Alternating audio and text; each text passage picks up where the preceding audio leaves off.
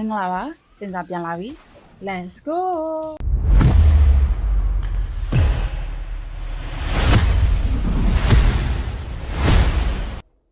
ဒီနေ့မှာဆိုရင်ဂျားရက်လည်းဖြစ်တယ် user တွေကြိုက်တဲ့ Champion League လည်းပြန်လာပြီဆိုတော့ဒီနေ့အတွက်တင်စားက Liverpool အသင်းနဲ့ PSG အသင်းကိုသုံးသပ်ပေးချင်ပါတယ်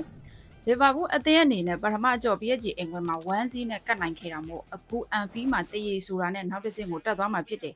ဒါဆိုရင် Liverpool ကဒီပွဲစဉ်မှာတရေကိုဥတီမယ်ဆိုတဲ့သဘောလားအဲ့လိုလည်းမဟုတ်ပြန်ဘူးပထမကြော့မှာဂိုးအနှဲငယ်သာရလက်နဲ့ကတ်နိုင်ခဲ့တာမို့အခုအင်ကွင်းမှာတော့အနိုင်ပြတ်သားနိုင်အောင်ကြိုးစားသွားမှာပါ